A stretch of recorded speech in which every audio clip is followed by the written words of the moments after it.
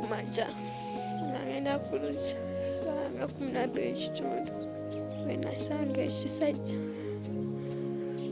ekinkwata Mr. Sebunya simanyi obazaalisa wameka ngenda okuwulira omuntu mbuliri bwange ngambumbagatira omulundi gumu mu byo planning ekyokusiba maama kireke kati ebyo nga ffe abatabalina noga banzisenga mulina nanziba nenga tukola ki obulamu buggwawo mu bulumu bw'ekitalo bwenvaamu envunyu n'ekivuuno nga yemundaba SB4 nze mbadde nsalawo maama oba asibibwe oba avunaanibwa mu mateeka avunaanibwe n'amaka gange gonna gange gano tobanjibwa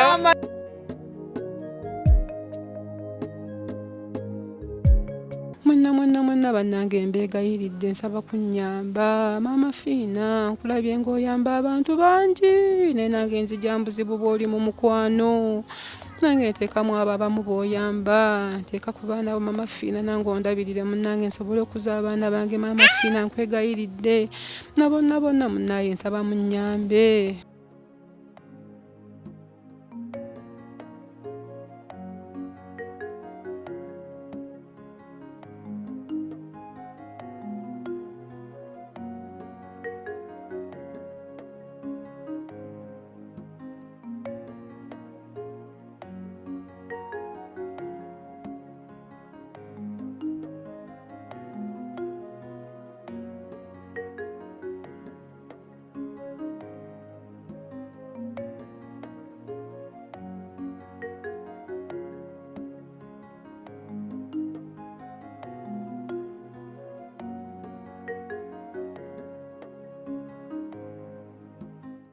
Muzzukulu wa Kabajja omugeyi yakubuuzaako Ssebunya gyebale gyotusezaako engalo olunaku olwaleero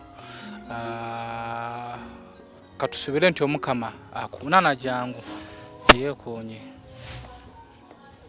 katusubire nti Omukama akukumye bulungi nabamuyita Naana naye banno bagenze bakulese genda bagwira keeki olyeko katusubire nti Omukama akukumye bulungi tusinzidde no Masaka ku ssaza waliwo omukono gwaffe yatukubirako ku kasimu naga nti waliwo omukyala Bimusobedde bwetufunye chance notujjako Masaka tusalawo okumulambulako embeera gyayitamu si nnungi emboozi ye nga mugenda kubanga mugiwulira naye naze ne Umaro era tuli ku kamera Umaro yakoze ku kamera nga bulijjo nyongera okujjukiza bannaffe abaziwa and Sons bano nno bakutuusa eby'omu kisenge ebiri original ate nga birungi laba akalango kano katini nnyo then tukomewo. Are you interested in upgrading your sleeping and bathing experience? Then Ziwa & Sons is the right spot for you. We sell blankets, bed sheets, duvet covers, bed covers, mattress protectors, mosquito nets, wardrobe, all closets, towels, bathrobes, pillows, traveling pillows, cushions, shoe rack, dyeing rack, and ironing boards. Buy all your favorite products online with comfort from your office and workplace, home, hostel at a go from our website www.ziwaansons.com and have it delivered to your doorstep. Call us on 0705 364 749. Ziwa & Sons, where comfort and luxury is a pleasure. Bebo nno bannaffe baziwa and Sons bakuta ku simu tojja kwejjusa bakola ne delivery paka wo ku mulyango. Sometimes tukola emboozi nga zino mulimu abazeegoma bagamba batuwandika mu nakatabo niffe tukola okozi emboozi tukuba mulanga wali eyo alabye emboozi eno n'otudduukirira ne tuyamba abantu nga bana bali mu bizibu bw'ebiti nobeera ng'ate babivuunuka yebaleko nnyabo kale ssebo nawe gyebale ssebo obulamu bwoli buti obulamu bwe butyo mpola mpola tuli wano bayitawo Masaka ku ssaza bayitawo ku ssaza wano bayitawo ku ssaza bampeerezako ebifaananyi byo ne bambuliramu nti embeera gy'olimu si nnungi naye nze sitera kukkiriza muntu ampeereza bifaananyi oba okumbulira wabula nzija n'enkulambula n'otubulira emboozi yo Oyulo tuwire emboozi yo. Esebo. Amanya akuyita ba. Amanya nze Nakalembe Hamida. Kalembe. Kakati sebe bibakubako ku bifaananyi olw'embeera gye ndimu nga si nnungi. Omukyala yali ayitawo n'asanga nga landiroodi atugobera nga atufulumya mu nnyumba. Kati naŋŋamba kikirwaki ne munnyonnyola mu mbeera gye nalimu. Nanga era nali maziga nga nkaaba. Nambuza ogenda kukola atya abaana. Ne mugamba simanyi kye ngenda bakula kuba ne taata wange mwennyini yafa ne taata waabwe yennyini yafa. Simanyi kye ngenda kukola, simanyi kiddako oba kusuula ku poliisi oba kusuula mu mikutu kangume nfe n'abaana bange. Landiroodi yali agobera ki? Landiroodi yali angobanga mmanja ssente ng'agamba sigenda kusobola musasula kuba sikola kye ne yandimusasudde yafa kati agenda zibanjaani. Wali osula sayidi wa? Nali nsula wali waggulu mu kirumba okukigenda ku Muteesa. Landiroodi n'angoba n'angamba muviire mu nnyumba y'essiza jjajjange. Nenvaayo kati nembulwa amagezi gonna nga sirina kyakukola sinadde ssente ezintuusa nti obawa kati mukwano gwange ne mugamba nsaba onnyambeko onsuzeeko. Naŋŋamba asigenda kusobola kusuza ng'olina abo bonna abaana. Ote mpola kyava ku kyokulaba nga renti ekulema. Renti okunnema nagenda nenfunamu okulwala oluvannyuma lw'omwami wange okufa. Nenfuna ekirwadde ne kinkwata ne baŋŋamba nina ne puleesha kati nembeera nga sikyasobola kukola. Omwami yafa ddi? Yafa mwezi gwa 8 omwaka 2020 gw'omunaana muyafiira. Mwali maze n'omwami ono emyaka emeka? Twali tumaze naye emyaka 11. Omwinamu abaana bameka? Mwinamu abaana 3 naye nga kukyayeka kyansooka mabega kuba ne bali gwe nazaalamu abasooka naye emmotoka yamulinnyira wali ku kyakumpi. Abasooka bo bali bameka? Awamu olina abaana bameka? Nina abaana 6. Ne wano wetuzze tusanzewo batono. Alabaliwa. Anti kati ono yagamba okunsuza yaŋŋamba talina wagenda kunsuza nga naye ali mu luumu emu nga nina abaana abo 6. Nfuna abaana abamu wembaweeresa asobole okunnyambako okunsuza n'abamu. Kati abaana abamu nembaweeresa. Ono baweeresa? Nenfuna gwe nabawa kale agirandererako. Kati nembeera mu eyo embeera nga nabo gye bali sitegeera bulungi embeera gye balimu kuba sirina kyempaayo ate nga naye ankubira essimu aŋŋamba nti abaana bonze bannemedde kuba tolina kyotuwa. Kati nange nennemererwa na wano wendi sirina bwe ngenda basuza ate ne gyendi naye babagobaganya nti sirina kyembawa. Wano woosula wowaani? Wensula wa Irene. Omuyita otya? Mukwano gwange. Esebo.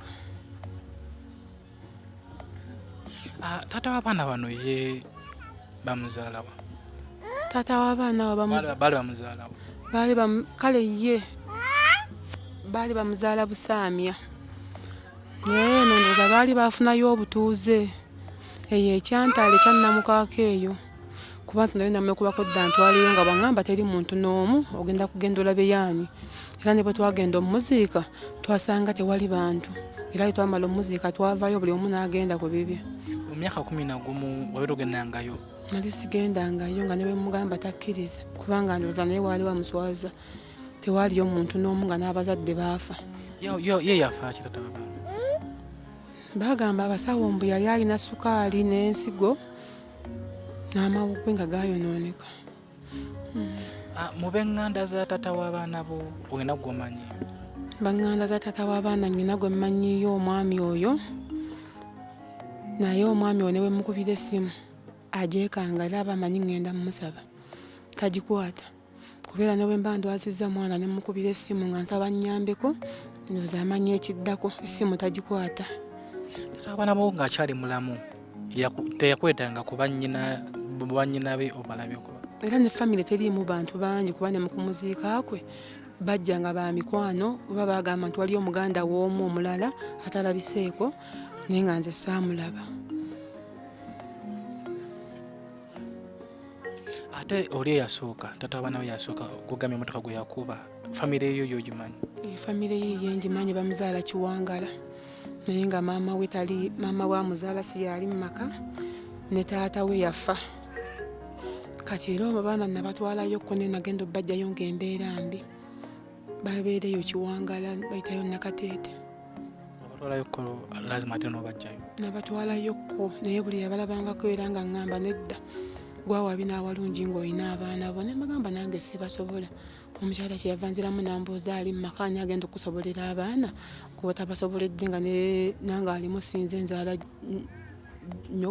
nyoko wa bbaawo. Okola mulimu ki tata w'abaana bo nga tannaba kufa wali okola mulimu ki? Nali sirina kyenkola nga mbeera waka. Lwaki ennaku zino nga abakazi bakola? Kale ye yali tayagala nkole naye ng'era nali nebbanga nengenda nenjoleza ku bantu engoye. Kati okola kireeka ekikubeezaawo? Kati sirina kyenkola kubanga ne bw'oba ogenze wa muntu n'omugamba nti njagala kwoleza ku ngoye akugamba abaana tebasoma engoye weebali bazooza. Ne bw'oba oyagala muntu wamulimira akugamba abaana weebali kati gwe wennakuwa omulimu ate bo bakole ki? Nembeera mu eyo embeera ey'okunyigirizibwa. Kati otubidde n'abaana 6. Tubidde n'abaana 6 ng'asanga yatuwa ekyokulya, asanga yatuyamba. Waaliwo n'omukyala eyansanga nga bambi ndabika bubi nnyo nga n'omuviiri njagala gusala ate nga n'ezisala zennyini sizirina. Naŋŋamba nedda kanyina ebiviiri byange ebikadde kankusibe. Nannyamba nansiba enviiri. Tuliwo kuweebwa kakabeere kagoye omwana kayambala, tuliwo omuntu kuyamba oli n'akuwa n'oli n'akuwa Katonda gw'aba akutteko. Kati wano woosulawo si mufumbo? Wensula kale nze mu kusooka yakindaga nti si mufumbo naye era mulimu omwami atera okujjawo kati naŋŋamba bba wange bw'abazze onaakikola otya? Kati waba nga azze mukikola muti? Era w'abazze nze nfuna ewalala w'ensula.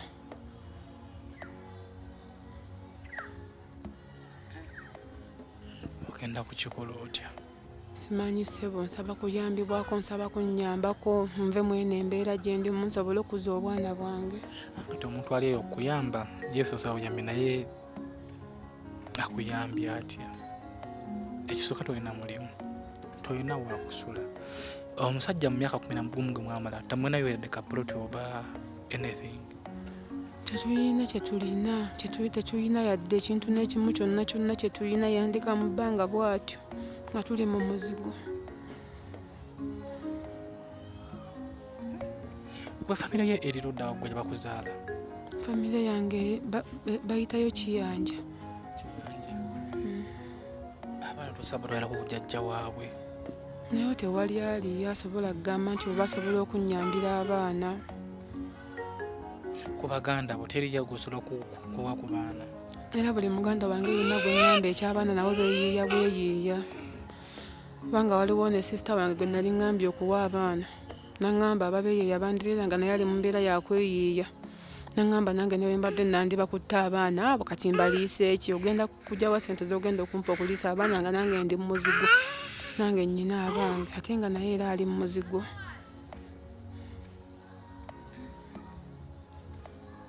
Naye nga gw'ogyeko ebyo obulamu bwo bweyagala? Obulamu tebweyagala. Nagenda nenfuna ekirwadde okumala emyezi 4 nga kinkwata ku bulago ne kintuga.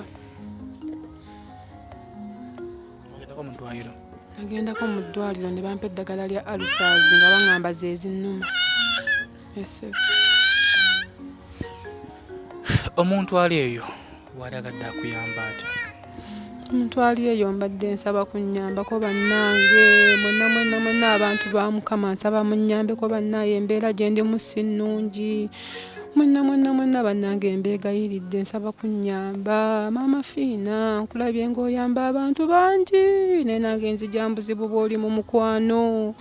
Nange nteekamu abo abamu b'oyamba, nteeka ku baana bo Maama Fiina nange ondabirire munnange nsobole okuza abaana bange Maama Fiina nkwegayiridde. Na bonna munnaye nsaba munnyambe mbeegayiridde bannange buli anampa kyampadde yenna nsaba Mukama amuddizeewo. Naye no Masaka oliyo abagagga bangi.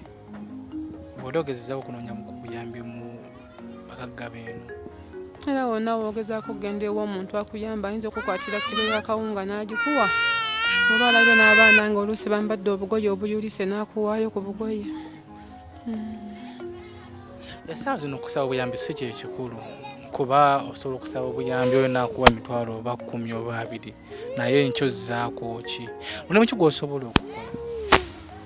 Omulimu gwe nsobola okukola kale nsobola okukola ne bwe ziba keeki, ne kuba kusiba nviiri, ne kuba kukola kale obuntuntu bungi bwe nsobola okukola, ne bweba woteeri nsobola ogikola, ne kuba genda mbutale. Mulimu gw'ogamba nti ago ngwewulira in case omuntu ayinza okuba nga ali eyo n'agamba nti kankuoyo oba 5 oba 2 okwesondasonda natumanya nti oba tusonda ssente bweziti kutandika bizinensi bweti. Omulimu gwe mba njagala omulimu gwe nsobola okukola okusinziira kale ku ssente ze mba nfunye. Wakati nnyinza okugamba nti nfunye emitwalo nga gijo nga mitono ate nga nze kyensuubira kya ssente nnyingi. Kati kisinziira ku ssente ze mba nfunye n'entetenkanya bizinensi gye mba nsobola okukola. Omuntu ali eyo atwala ku SB4 Media Tuggussa Enssonga bagambye kozi gwani? Nze Nakalembe Hamida. Ali ku SB4 Media Tuggussa Enssonga tulina Hamida, tuli Masaka ku ssaza. Kimanyi bamanyikiddwa nnyo naddala abantu b'e Masaka, embeera gyalimu yeeyo mugiwulidde. Tutera kwerekera mu buzibu, tutera okukola emboozi nga bwe ziti ne tukwatira wamu. Ebyokulya byo Ebyokulya mulimu ne tumala ebbanga nga tufunye ekyakulya kati ng'olwali tulina kifuna. Mulimu lwe tubeerawo ne tubugumya obubugumya amazzi ne tunywa, kale okulaba nti abaana bo bafunye ekintu kye bateeka mu buto ekibuguma, naye ng'ofunye amazzi nga ate oluusi oyiyiza na bukubuku nga tofunye zigulamanda. Ne tubeerawo bwe tutyo. Gwe wena wenna ali eyo emboozi y'omukyala ndowooza ogiwulidde. Osobola okumuyambako mu ngeri etali emu. Tuzze nga tweyamba mu nsonga ez'enjawulo. Tuzze nga tujja abantu bangi mu buzibu n'emboozi zaffe zino ze tukola.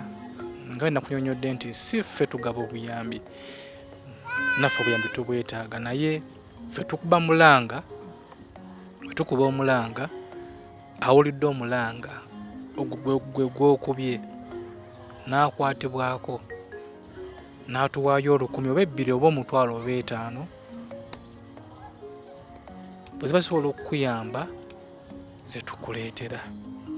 Wano tukowera abafaani baffe abalungi, abagoberezi baffe nti embeera y'omugiraba eriwo, emboozi mugiwulidde. Tusaba ayina mukyalina tukwatire wamu tulabe nga Hamida tumujja mu buzibu bwalimu.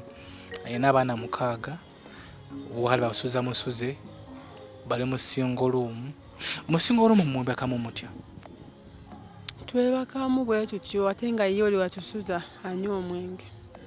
Mulimu lwajja ekiro nga oluusi atamidde. Natugamba ye bano abali wano basobola na kuteeka baketi mu enfuka, temusobola kunviira mufulume. Tumugamba okutugoba otugoba naye saasira abaana bange. Natugamba kati kambabuuke twepangamu bwepanzi kuba singoluumu ate enfunda.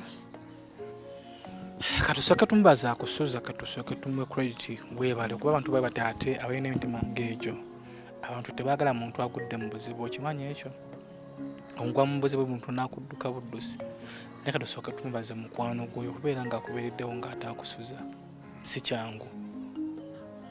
Ofuna obuzibu emikwano gyo nagyo obeerabanga emikwano gyo ne gikuddukako. Kuba kimanyi nga ne bawo tannafa walinayo emikwano. Okyagirabako? Sikyalina gwendabako yonna ne woba ogenze ewuwa kusibira feesi kubeera abamanyi olina kyomwagalako oluusi oba kyakulya. Era nekimanyi n'emikwano gya bbaawo gyaliyo. Gyaliyo naye era kati bonna ne yali akubuuza takyayagala kukubuuza kubeera amanyi obweragala mu musaba. Olaba. So omuntu oyo akubeereddewo mu buzibu tolina mwerabira. Ffe tumwebaza, baffe tetumumanyi naye nga tumubaza okubeera ng'akubeererawo.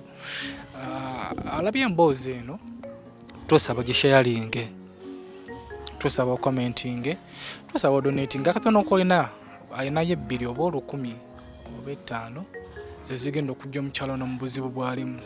Ffe nga ffe tetulina, ffe tubadde tuze kuyitako eno naye kakutugwireyokko oba kiro yakawunga oliise ku baana. Kino giri emitwalo 2 2 gumutwalo 2. wireyo kati naffe katugende sebo nono namuzaala nga tatuuse eba namuzaayo mu ddwaliro ne baŋŋamba mbu alina ekituli ku mutima era abeera nsumbuwa nnyo mu kulwala kati simanyi oba kyajja lwakuba nkitatuuse simanyi oba kyajja nti kikyaliko kwaleka ndwalirira nnyo nese biwanvu naye katusabe naffe katuddeyo tutegeeze bakama baffe tulabe kitona batufunyeewo tujja kubeera nga tudda wali wa ddiini ki nze sebo ndi musiraamu oli musiraamu osaala kati saawa eno sikyalina nawe nsaalira oba eddiini wagyerabira sinnagyerabira sebo tulina okuba n'okukkiriza omanyi nti Allah yasobola okukutaasa mu buzibu bw'olimu obadde okimanyi ekyo kubaffe ne wetunajja ne kamera ne tukuteekayo naye nga Allah tanaba kukkiriza nti oli wakuyambibwa era oyinza obutayambibwa so mbadde nsaba obanga walekeraawo okusaala ng'essubi lyakuggwamu beera ng'osaala beera ng'osaala nga weegayirira Allah subhanahu wa ta'ala kubeera nga abawuliriza mwenna munnyambe bannange mbeegayiridde bannange munnyambe nfukamidde nzija embuzibu bwe ndimu nemu okusuula abaana bange. Okay, SB4 Media Tuggussa Enssonga ensonga oziwulidde katusabe mutusobozese gwe omulabe waffe ali eyo ensonga eno nayo tugigguse si byangu naye kyemmanyi nga mukama waali ne Allah nga waali tewali kisoboka kugaana nze muzzukulu wa Kabajja Omugenje sharing katambi kano naye nga bannaffe abaziwa tolina beerabira ziwa and sons bano nno bakutuusiza ebikozesebwa mu kisenge towels, mattress covers, emifaliso, duvets, blankets n'ebirala binganga ebyo beekwate beeyune batunda ebintu ebiri original ate bakola ne delivery batuusa ewo ku mulyango nenyuga nenkujjukiza ne bannaffe aba Impom restaurant aweddeira ku Munnayuganda ng'oli mu Dubai omwo osobola okuyitilayokko n'ogenda n'ofunako kukiimisa n'ekirungi oba ekyeggulo bafumbira ddala emmere ya wano e Uganda kwegamba gendeko ku mpombo naawe tojja kubeera nga wejjusa mamifati nkutumiddeko nnyo oba kiraliyoni nno bano bashepinga emmaali ey'obusuubuzi ebyamaguzi bakutikkira emmaali yo ku mmeeri oba ku nnyonyi gwe omusuubuzi nga wasuubula emmaali y'e Dubai bakusimu eyo eri ku screen yo emmaali ejja kubeera nga ate munaku bunaku ng'eri mu Uganda bagikuleetera weyita ku mazzi mu weeks ntono nnyo ejja kubeera etuuse weyita ku nnyonyi naku bunaku ejja kubeera nga ate eri mu Uganda so beeyune mamifati nkutumiddeko nnyo beera kutubeererawo manager waffe omulungi manager Ashalaf from London naye nkutumiddeko nnyo Mr. Mukalazi omukalonent Global Services nga yena afunira baana mu Dubai omwo emirimu akwasaganya emirimu kutumiddeko nnyo so sharing akatambi kano wengoli fani wa SB4 donating ile akatano kolina oyinza okuba ng'olinayo obugoye oyinza okuba ng'olinayo kilo ya kawunga oyinza okuba ng'olinayo 5 oyinza okuba ng'olinayo omutwalo oba 5 tukwaniriza ku nsonga z'amanyi naffe ono Wunno akoze ku kamera nga bulijjo twali tusinzidde eno Masaka ku ssaza katudde Kampala maama naye tunaba tufunye munaku nga 2-3 oba wiiki kitunaba tufunyeewo tujja kubeera nga tudda Mukama nkukumbe. Amina sebo namma Mukama akuume n'abato. Sebo namma Mukama abakulembere nga muddayo. Wunno akoze ku kamera nga bulijjo beera bulungi weeraba. Mbeera ku makya nagenda kuluza sanga 12:00 wenasanga ekisajja